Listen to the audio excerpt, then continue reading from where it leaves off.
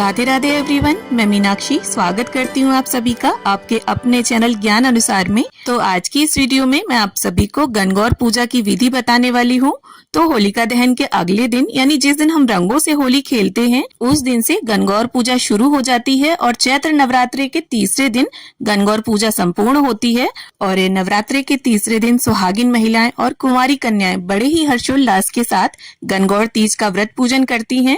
तो देखिए, गणगौर पूजा उत्तरी प्रांतों में तो मनाई ही जाती है, पर राजस्थान और मध्य प्रदेश में यह विशेष रूप से मनाई जाती है।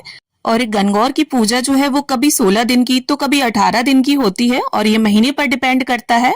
और इस व्रत पूजन को सुहागिन महिलाएं अखंड सौभाग्य के लिए और कुंवारी कन्याएं अच्छे घर वर की प्राप्ति के लिए करती हैं।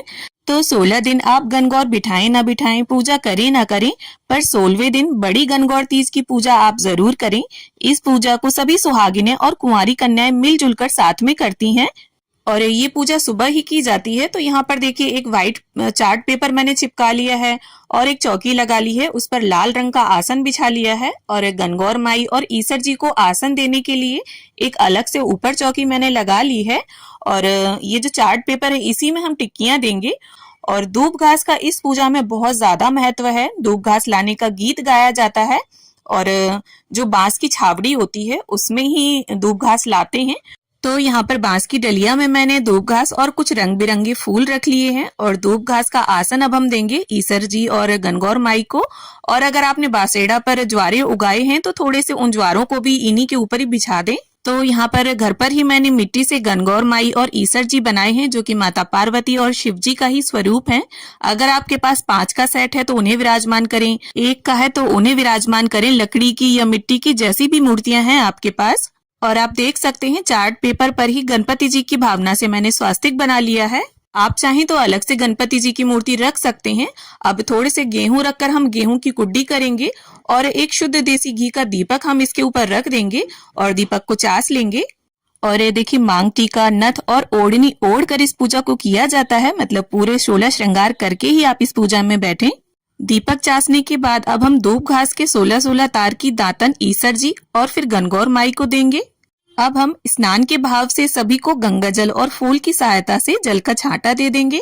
अब एक तांबे के लोटे में हम शुद्ध जल लेंगे और ईसर जी के सीधे हाथ के साइड में इसे रख देंगे। अब देखिए, गणपति जी के भाव से जो हमने स्वास्तिक बनाया है सबसे पहले हम उन्हें टीका करेंगे और वस्त्र के भाव से गणपति जी को हम कलावा अर्पित करेंगे। यहाँ पर लाल रंग का गुलाब है मेरे पास तो मैं वो अर्पित करूंगी और इसके साथ ही गणपति जी को यहाँ पर हम उनकी प्रिय दूब घास भी अर्पित कर देंगे। अब देखिए, यहाँ पर मेहंदी की सहायता से हम अपनी अपनी नाल चिपका देंगे, यानी जो कलावे का टुकड़ा है उसे चिपका देंगे। तो सभी लेडीज अपनी अपनी अलग अलग टिक्की देंगी और अलग अलग अपनी नाल चिपकाएंगी, यानी कलावा चिपका देंगी। अब इसके साथ ही वस्त्र की भावना से यहाँ ईसर जी को हम कलावा अर्पित कर देंगे। आप चाहें तो सफेद पटका भी उड़ा सकते हैं। और गणगौर माई के लिए यहाँ पर मैं लाल रंग की ओढ़नी लाई हूँ तो हम उन्हें ओढ़नी उड़ा देंगे। अगर आप लाए हैं तो उड़ाएं, वरना वस्त्र की भावना से आप कलावा भी अर्पित कर सकते हैं। अब इसके साथ ही ईसर जी और गणगौर माई को हम रोली से तिलक करेंगे, काजल लगाएंगे, मेहंदी लगाएंगे। और जब आप उन्हें ये सब अर्पित करें तो उंगली में जो भी बचे उसे आप स्वयं लगा लें। जैसे भले ही आपने मेहंदी लगा रखी हो, लेकिन जो मेहंदी उंगली में हो उसे आप इस प्रकार से हाथ में लगा लें। अब इसके साथ ही चार्ट पेपर पर हम रोली, काजल और मेहंदी की 16-16 टिक्कियां लगा लेंगे। और जैसा कि मैंने बताया, सभी लेडीज अपनी अपनी अलग अलग टिक्कियां देंगी। और देखिए, अगर आप चाहें तो दीवार पर भी टिक्कियां दे सकते हैं, पर चार्ट पेपर अगर हम लगाते हैं तो इसका एक फायदा ये भी रहता है कि इसे विसर्जन करने में आसानी रहती है। और अगर आपके घर में 42 साल की या कुंवारी लड़की कोई पूजा कर रही है तो उन्हीं के साथ आप ये पूजा करें, या अपने आस पड़ोस सोसाइटी या कॉलोनी में 16 दिन की कोई गणगौर बैठा रहा हो उसके साथ ये पूजा कर लें, क्योंकि बेसिकली सारी लेडीज इकट्ठी होकर एक जगह पर ही ये पूजा कर लेती हैं। और देखिए, कहीं कहीं पर जिसके यहाँ 16 दिन की गणगौर बैठाई जाती है तो हर रोज एक एक टिक्की लगाई जाती है और कहीं कहीं पर पहले दिन ही 16-16 टिक्कियां लगा ली जाती हैं और उन्हीं के ऊपर ही हर रोज टिक्कियां दी जाती हैं। और अगर आपके पास गणगौर का थापा हो तो पूजा में वो थापा भी रख लें। तो जो 42 साल की लड़की होती है, मतलब जिसकी शादी का पहला साल होता है, उसके पीहर में 16 दिन की गणगौर बैठाई जाती हैं, जिसमें 8 पिंडिये होली की राख के और 8 पिंडिये गोबर में मिट्टी मिलाकर यानी 16 पिंडिये बनाए जाते हैं। तो अगर आपने 16 दिन की गणगौर बैठाकर पिंडिये बनाए हैं तो ईसर जी और गणगौर माई के बगल में उन्हें भी रख लें। और ये देखिए गणगौर के बहुत सारे गीत होते हैं, उसमें धूप घास लाने का गीत, पाटा धोने का गीत, पानी पिलाने का गीत, मतलब आपको गणगौर के सभी गीत गाते रहना है। और अगर आपको गीत ना आते हो तो आप मोबाइल पर चलाकर सुन भी सकते हैं। और पूजा आपको ऐसे ही करनी है, अगर आप 16 दिन की गणगौर पूज रहे हैं तब भी, और अगर आप लास्ट वाले दिन यानी एक दिन की पूजा कर रहे हैं तब भी।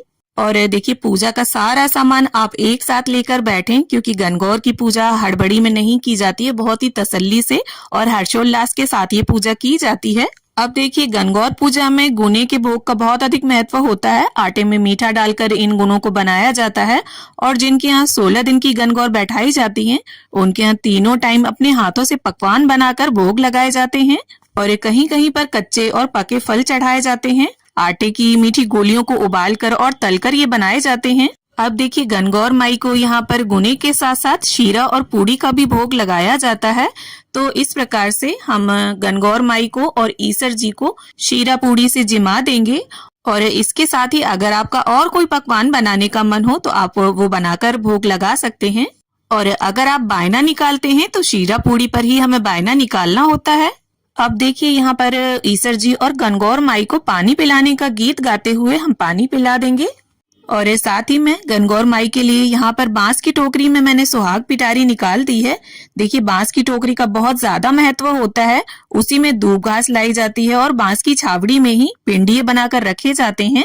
तो यहाँ पर 16 सामान आपको चढ़ाने हैं, मतलब 16 श्रृंगार की सामग्री आपको गणगौर माई को अर्पित करनी है। उसमें आप बिछिए भी ले सकते हैं। अगर आप में सामर्थ्य है तो आप चांदी के बिछुए अर्पित करें। यहाँ पर मैंने कांसे के बिछुए लिए हैं। अब सीधे हाथ में 16 गेहूं के दाने और पुष्प लेकर मैं गणगौर व्रत की कथा कर लूंगी। और देखिए कहीं कहीं पर कथा को सुनते समय दूब घास से हाथ पर पानी की बूंदें टपकाई जाती हैं, जिन्हें मोती चुन्ना बोलते हैं। और कहीं कहीं पर दूब घास चोटी जाती है, मतलब दूब घास के एक एक तार को निकाल कर रखा जाता है। अब देखिए कथा संपन्न होने के बाद गेहूं के दाने और पुष्प इस जल के लोटे में डालकर हम इसे सूर्यदेव को अर्घ दे देंगे। अब देखिए छांटा डालने के लिए हमें एक कांसे का कटोरा लेना है। अगर आपके पास कांसे का ना हो तो आप इसकी जगह पर मिट्टी की सराई वगैरह ले सकते हैं। और इस शुद्ध जल से उसे भर लेना है और इसमें देखिए फिर हमें कच्चा दूध मिला लेना है। अब देखिए जो जुआ का सामान होता है उसमें हल्दी की गांठ, छल्ला, सुपारी, 1 रुपए का सिक्का और कौड़ी होती है। तो यहाँ पर मैंने नॉर्मल 1 रुपए का सिक्का लिया है, आप चाहें तो चांदी का सिक्का भी ले सकते हैं। और इस जल में हमें इस सामान को डाल लेना है। अब देखिए अगर आपके पास सदा सुहागन के फूल हो तो इस जल में उन्हें भी डाल लीजिए। और ये जो सदा सुहागन के फूल होते हैं इन्हें सदाबहार भी बोला जाता है। अब हमें 16-16 तार के 2 गुच्छे बना लेने हैं दूब घास के। और इन्हीं दूब घास के गुच्छों से हम इस जल के छांटे गणगौर माई और ईसर जी को देंगे। तो कहीं कहीं पर हाथों को क्रॉस करके ये छांटा दिया जाता है और कहीं कहीं पर साधारण तरीके से। तो देखिए छांटा देने का गीत गाते हुए 16 बार हमें छांटा देना है। तो देखिए पूजा विधि जो है वो राज्य और प्रांतों के हिसाब से थोड़ा बहुत अलग अलग हो सकती है। अब इसी जल से और इसी दूब घास के गुच्छे से हमने जो 16 श्रृंगार किए हैं उन सभी पर हम जल से 16-16 बार छांटा देंगे। और चूड़ियां, ओढ़नी, मांग टीका, नथ जो भी आपने पहना है सभी पर आप छांटा जरूर दें, क्योंकि गणगौर पूजा मुख्य रूप से सुहाग के लिए ही की जाती है। तो सुहाग सामग्री पर जल के छांटे आप जरूर दें और गोर गोर गोमती वाला गीत गाते हुए छांटा देना है हमें। और अगर आपके साथ और लेडीज पूजा कर रही हैं तो सभी अपने अपने दूब घास के अलग अलग गुच्छे बनाएंगी। अब इसके साथ ही हम गणपति जी की, गणगौर माई की, ईसर जी की सभी की प्रेम पूर्वक आरती उतार लेंगे। और आरती का गीत जो है वो इस प्रकार है। पान्या फुल्य भरी रे परात, सवागा भरी चावड़ी जी, मोकल्यो सूरज जी राणा दिन, करो गौर री आरती जी। तो इस प्रकार से देखिए बड़े ही हर्षोल्लास के साथ शुरुआत से लेके आरती तक जो है वो गणगौर माई के गीत गाए जाते हैं। और फिर इस प्रकार अपनी शक्ति और सामर्थ्य के अनुसार पूजा में रही कमियों को संपूर्ण करने के लिए कुछ दक्षिणा अवश्य निकाल दें।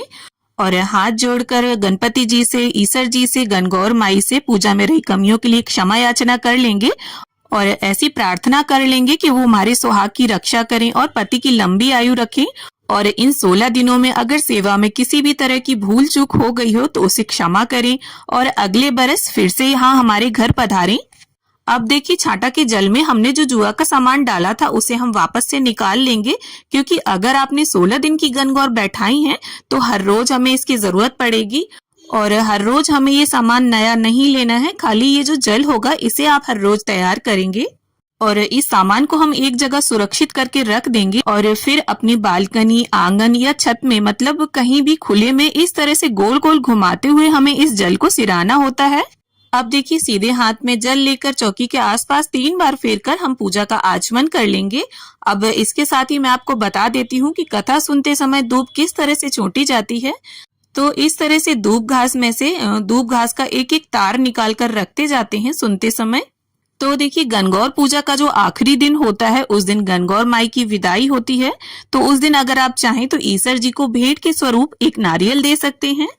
तो गणगौर पूजा से संबंधित लगभग सभी प्रकार की जानकारी मैंने आपको देने की पूरी कोशिश की है, लेकिन फिर भी अगर आपके मन में किसी भी तरह का कोई सवाल है तो आप मुझे कमेंट करें, मैं रिप्लाई करने की पूरी कोशिश करूंगी। तो उम्मीद करती हूँ गणगौर पूजा की ये वीडियो आप सभी को जरूर पसंद आएगी। वीडियो अगर अच्छी लगी हो, थोड़ी भी पसंद आई हो तो प्लीज वीडियो को लाइक करें, शेयर करें और हिंदू धर्म के व्रत, तीज त्योहारों की जानकारी के लिए, व्रतों में की जाने वाली पूजा विधि के लिए मेरे चैनल को सब्सक्राइब कर लें। तो मिलती हूँ आप सभी से एक नए वीडियो में, तब तक के लिए हरे कृष्णा, राधे राधे।